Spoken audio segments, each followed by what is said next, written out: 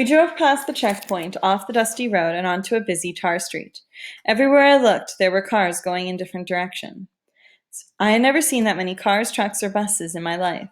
Mercedes, Toyotas, Mazdas, Chevrolets were impatiently honking, music blasting. I still didn't know where we were going, but I was sure now that we were in Freetown, Sierra Leone's capital. But I didn't know why. It was getting dark outside. As the truck slowly rocked along the busy street lamps flickered on. Even the shops and kiosks were lit.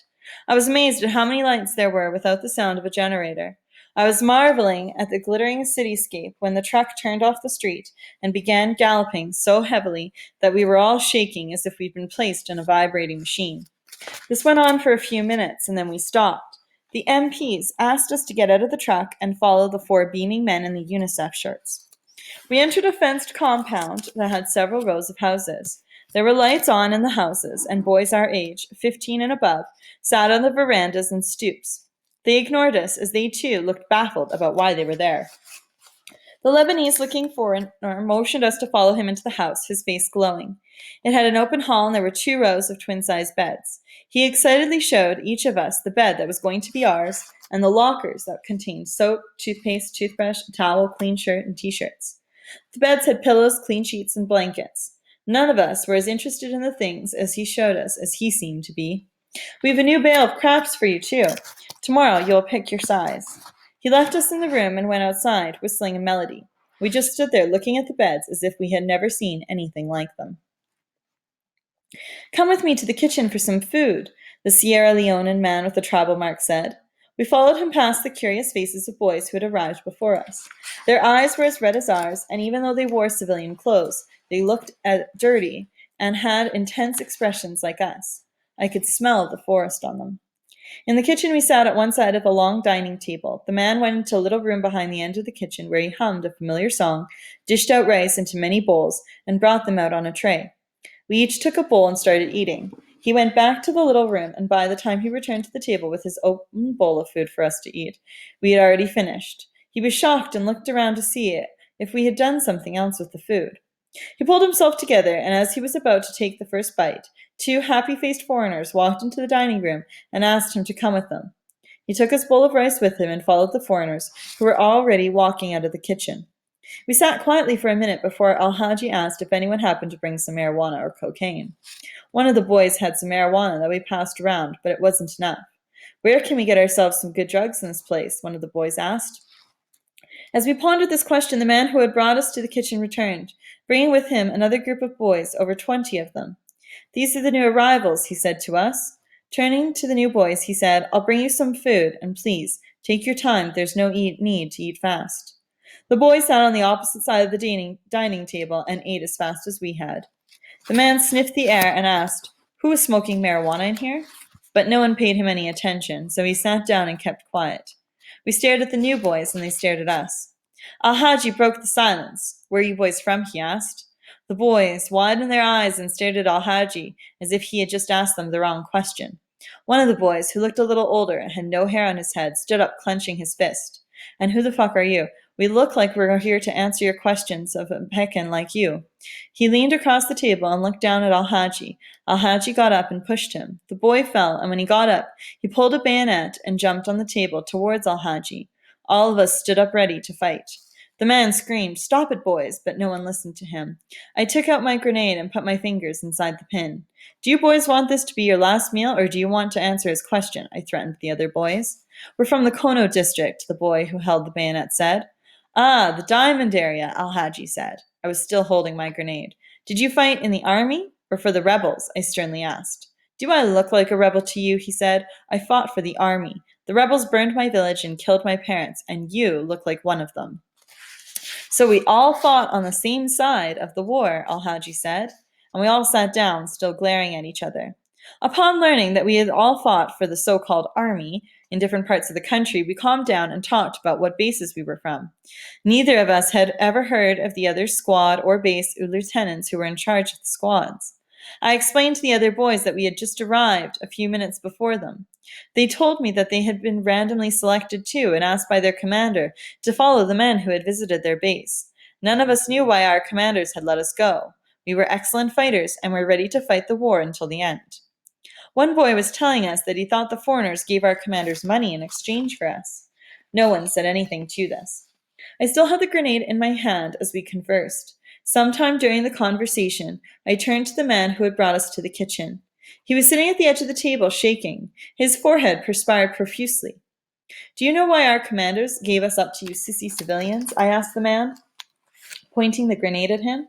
He put his head under the table as if I was going to throw the grenade at him. He was too nervous to answer me.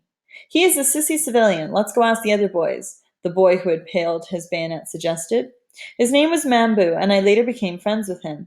We left the man still under the kitchen table and headed for the veranda. As we walked up the steps, we saw 3 MPs sitting at the entrance of the compound, chatting and ignoring us. The 2 foreigners had left.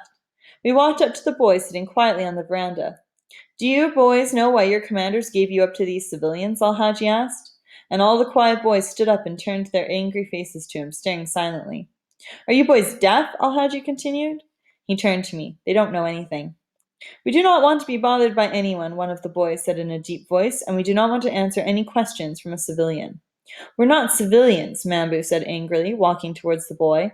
If anyone is a civilian, it's you boys. You're wearing civilian clothes. What kind of army person wears only civilian clothes? Did these sissy civilians who brought you here make you wear those clothes? You must be a weak soldier then. We fought for the RUF. The army is the enemy. We fought for freedom, and the army killed my family and destroyed my village. I will kill any of those army people every time I get a chance to do so. The boy took off his shirt to fight Mambu, and on his arm was the RUF tattoo. They are rebels, Mambu shouted, and before he could reach for his bayonet, the boy punched him in the face. He fell, and when he got up, his nose was bleeding. The rebel boys drew out their bayonets that they had and rushed towards us. It was war all over again. Perhaps the naive foreigners thought that by removing us from the war, it would lessen our hatred for the RUF. It hadn't crossed their minds that a change of environment wouldn't immediately make us normal boys. We were dangerous and brainwashed to kill. They had just started this process of rehabilitation, so this was one of the first lessons they had to learn. As the boys rushed towards us, I threw the grenade among them, but the explosion was delayed. We leapt out from underneath the stoop that we had taken cover under and charged into the open yard, where we began to fight. Some of us had bayonets, others didn't. A boy without a bayonet grabbed my neck from behind. He was squeezing for the kill, and I couldn't use my bayonet effectively, so I elbowed him with all of my might until he let go of my neck. He was still holding his stomach when I turned round. I stabbed him in the foot. The bayonet stuck, so I pulled it out with force. He fell, and I began kicking him in the face. As I went to deliver the final blow with my bayonet, someone came from behind me and sliced my hand with his knife. It was a rebel boy, and he was about to kick me down when he fell on his face. Al-Haji had stabbed him in the back. He pulled the knife out, and we continued to kick the boy until he stopped moving. I wasn't sure whether he was unconscious or dead. I didn't care. No one screamed or cried during the fight. After all, we had been doing such things for years, and we were all still on drugs. The 3 MPs and the 2 nationals who had brought us to the center came running into the yard a few minutes into the fight. Stop, stop, they yelled, pushed boys apart, and carried the wounded to the side. It was a bad idea. We pounced on the MPs, pulled them to the ground, and took their guns away from them. The army boys, we got one, and the rebel boys had the other. The other MP ran before either group could catch him. Mambu had the gun, and before the rebel boy who had the other gun could switch the safety off, Mambu shot him. He fell, dropping the gun. The other rebel boys tried to grab it, but Mambu shot each one of them who attempted to. He killed a few and wounded some. But the rebel boys were persistent, and finally one of them got the gun and shot the boys on our side. The second boy, who was shot at close range, stabbed the rebel boy in his stomach before he fell. The rebel boy dropped the gun and fell to the ground as well. More MPs were running through the gate now toward the fight. We had fought for almost 20 minutes, stabbing and slicing each other and the men who had tried to part us. The MPs fired a few rounds into the air to get us to stop, but we were still fighting, so they had to part us by force. They placed some of us at gunpoint and kicked others apart. 6 people were killed, 2 on our side, 4 on the rebel side, and several were wounded, including 2 of the men who had brought us. The military ambulances took off with the wounded, wailing into the still newborn night with the dead and wounded. Their strobe lights made me dizzy. I had a little wound in my hand. I hid it because I didn't want to be taken to the hospital, and it was just a small cut. I washed the blood off, put some salt on it, and tied it with a cloth. During the fight, Mambu had blinded one boy by plucking out his eyeball with a bayonet.